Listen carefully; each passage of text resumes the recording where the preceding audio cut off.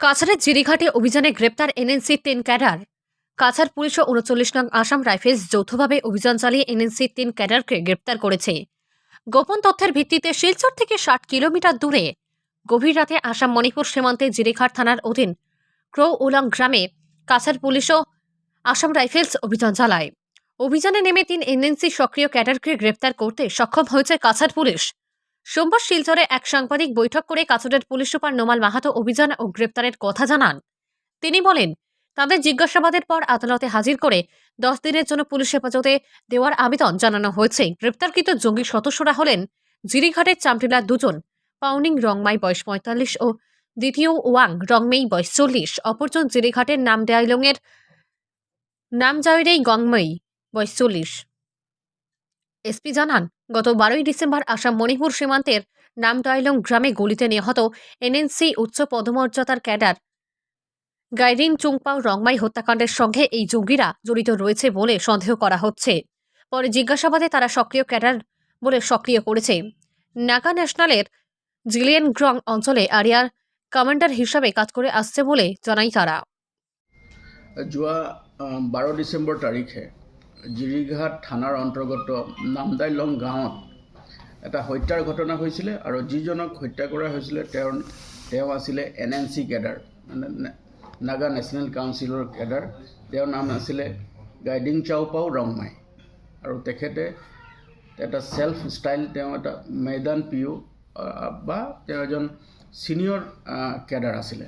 গতিকে তেওঁক হত্যা কৰা হৈছিলে আৰু হত্যা কৰাৰ পিছতে আমি সেই সমগ্ৰ অঞ্চলটোত আমাৰ অভিযান তীব্ৰতৰ কৰি তুলিছিলোঁ। আৰু সেই অভিযান কালত পৰহি নিশা এটা আমি বিশেষ ইনপুট লাভ কৰিছিলোঁ আৰু ইনপুট লাভ কৰাৰ পিছত আমি সেই অঞ্চলটোত দুখন গাঁও আছে, এটা হ'ল নামদাইলাং এৰিয়া আৰু এখন গাঁও পাহাৰীয়া অঞ্চল আছে।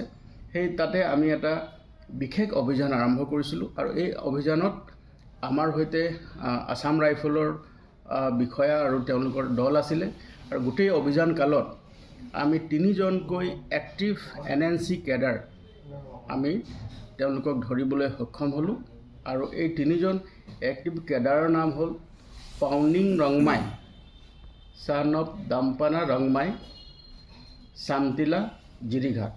দ্বিতীয়জন ব্যক্তি হ'ল দ্বিতীয়য়াং ৰংমাই, থাইলাংলুং, তেওঁৰ দেউতাকৰ নাম হ'ল থাইলাংলুং ৰংমাই, তেওঁ হ'ল চামটিলা, জিৰিঘাট। আৰু এজন আছে, তেওঁ হ'ল নামজাউৰেই গমৰেই,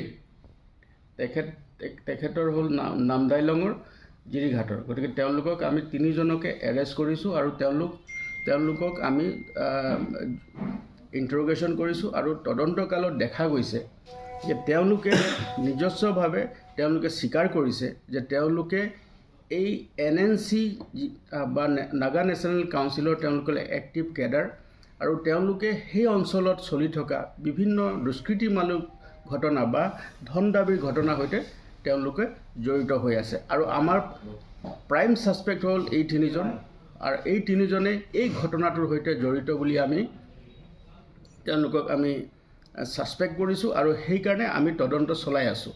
আৰু বৰ্তমানলৈকে আমি তেওঁলোকৰ পৰা যিখিনি তথ্য লাভ কৰিছোঁ সেই তথ্যৰ ভিত্তিত আমাৰ অভিযান অব্যাহত আছে।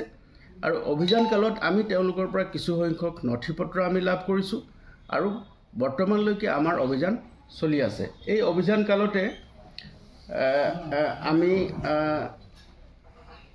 এই যিজন ব্যক্তি হত্যা কৰা হ'ল, এই হত্যা কৰাৰ লগত তেওঁলোক জড়িত বুলি আমি তেওঁলোকক সন্দেহ কৰিছোঁ আৰু সেই মৰ্মে আৰু তেওঁলোকক আমি জোৰ তদন্ত চলাই আছোঁ, ইণ্টাৰোগেশ্যন চলি আছে।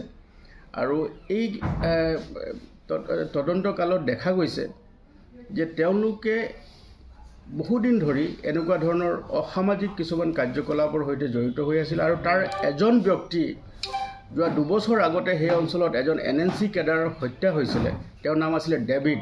এই ডেভিডৰ হত্যাকাণ্ডৰ লগতো তেওঁ জড়িত হৈ আছিল আৰু তেওঁৰ ঘৰৰ পৰাই আৰ্মছ ৰিকভাৰী হৈছিলে। গতিকে সেই ব্যক্তিজনকো আমি ইয়াত প্ৰাইম ছাছপেক্ট হিচাপে তেওঁক আমি এৰেষ্ট কৰিছোঁ আৰু বৰ্তমান তেওঁলোকক আমি জেৰা চলাই আছোঁ আৰু তেওঁলোকক আমি মাননীয় আদালতত প্ৰেৰণ কৰাৰ পাছত আমাক 10 দিনৰ কাৰণে আমাক আৰক্ষী জিম্মাত দিছে আৰু আমি তদন্ত বৰ্তমানলৈকে আমি জোৰদাৰ কৰি তুলিছোঁ।